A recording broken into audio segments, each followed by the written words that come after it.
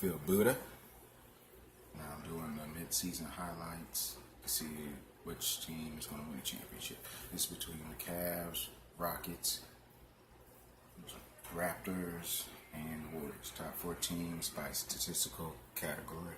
I did a little research on NBAstats.com and a review of both. So first up we got the Cavs. Let's see what they've done so far this season. Cavs, 4th per game in points. Very big because offense is huge all around. 2nd in catch and shoot threes, 10 a game. 2nd in 3-point percentage with 39.7. And this year they accomplished 2nd most threes in the game with 22. And you know the anchor for that team, Kyrie Irving, LeBron James. I'll let you know how I feel about Cleveland Cavs later in another video. But anyway, for this one, they are strong as far as talent-wise, with a combination of Kyrie Irving, LeBron James, and Shannon Frye being another unspoken hero pounding the team with the threes. J.R. Smith's hurt, but he also helps contribute with their points. So, as far as offensive category, that seems to be enough to overwhelm teams, especially with the combination of LeBron James, former MVP, former champion, led his team to a 3-1 victory against former champs. Excuse me, but we'll move on. They seem to have a pretty good grip on the East, but there's a team that challenges them who also have matched pretty good in offensive categories. Let's see who they are. We got the Raptors. As far as the Raptors go, they were pretty far in the playoffs last year, but they pretty much disappointed. People didn't actually expect them to lose where they did. But anyway, back to their statistics. This year they're 3rd in points per game, tied for steals in game with 9.3, 5th in field goal percentage, and they are 3rd in 3-point percentage with 38.9%. The Raptors very responsible for this kind of offense means the 3rd ranked topped in 3 offensive stats and 5th in field goal percentage, which means they score efficiently in many different ways. Seems their anchors are Kyle Lowry, Venus, I'm going to say guys, I don't know why I have 4 names. I don't know why I want to say that one, but Jonas Valanciunas and DeMar DeRozan. So DeMar DeRozan has a good inside game.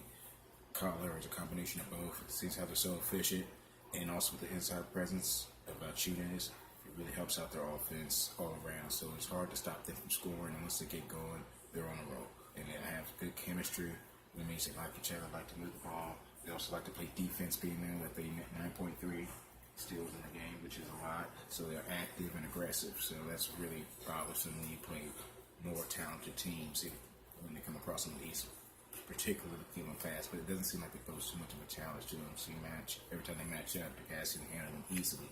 Kevin Love is a huge addition to them when they come across teams in the East, because they don't seem to be used to a forward that can shoot like him, and not good at stepping out and guarding that very well at all, because Kevin Love is very efficient at it this year, and their use and his confidence and usage rate has gone up and runs efficiency. So that makes it bad news for the Raptors. They just don't have anybody who can guard all Kyrie Irving, Kevin Love, and LeBron James at the same time. So it makes it real hard to defend anybody that way when you got those guys in the East, and it's talented, it's limited. Talent very limited over there. Next team up in the West, we have the Houston Rockets.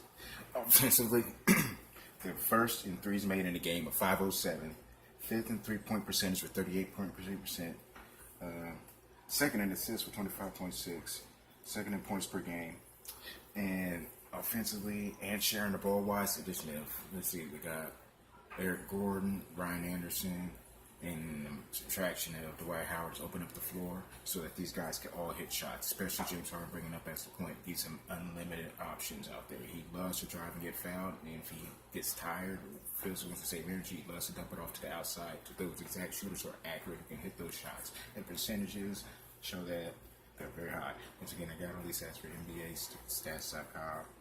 And last night he went off for 53 points, 16 rebounds, and 17 assists by himself. And that's with the kind of team he's surrounded by, and they're progressively getting better. They're a huge threat to anybody in the West or East.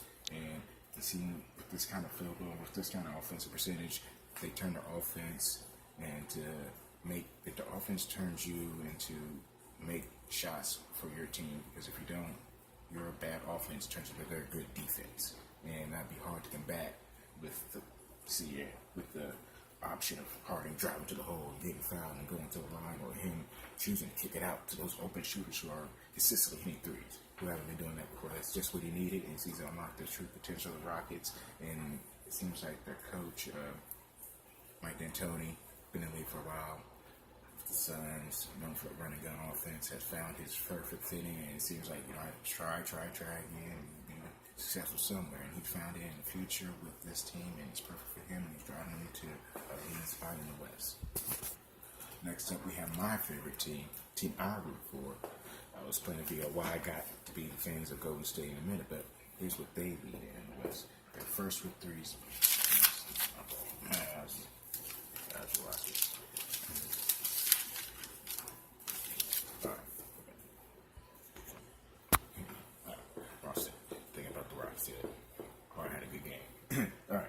Warriors are responsible. First for points a game, first assists a game, first in field goal percentage with 49.7, third in 3 points made in a game, 402 Rockets, and most assists in the game, second, and they're tied with blocks per game at 6.2.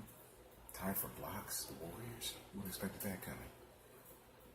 First is tied for first in steals with 9.3, along with who. So, offensively, they're fourth in 3-point percentage with 38.1. Durant, Curry, Thompson, they're getting it together. They're working on it, but you can see a little bit what they have cooking up and coming up for more in the future. Hopefully, the games will get more entertaining, get more consistent with passing and shooting. It's just being consistent with what they're doing and making up their minds with what they want to do. Sometimes on the offense it gets stagnant because they want to pass when it should just be more aggressive on drive, but they know they all want to give everybody touches and make everybody feel good. And once they get that feeling, everybody gets more comfortable in the court, so they're going to have fun. But sometimes someone being aggressive, just stepping out, hitting a couple shots, then one of them get going, makes them all feel good, and they all can join in the fun. So it doesn't really matter who gets out first, just whoever takes that lead step and starts making buckets. Lately it's been Durant, and he's been waiting for someone else to follow up and be just aggressive. He has been, which will be coming shortly, because it seems like, they're getting sick of not having the same consistency and not getting frustrated themselves. And they seem to be out there playing hard, working hard, doing defensive very hard. It seems like they're trying because they know their lack at the post play, so they're trying to make it up with more aggression and try to clog up the net more without fouling, but it still makes it hard. But those are the predictions and percentages at NBA.com, and those are just the surface numbers of who's going to be probably leading the way to win the championship this year. I'm going to do more in depth, breaking more a little bit down about the players, styles they run, and what they mostly score off of, and what happens when they go head to head with each other, with their stats and how they play against each other more. So that's my first statistical video, and hope you enjoy it. Feel Buddha. If you're new, subscribe. We'll make more better videos. Experimental process. Want to get better. Comment, suggestions. Tell me how you like it. Feel Buddha out.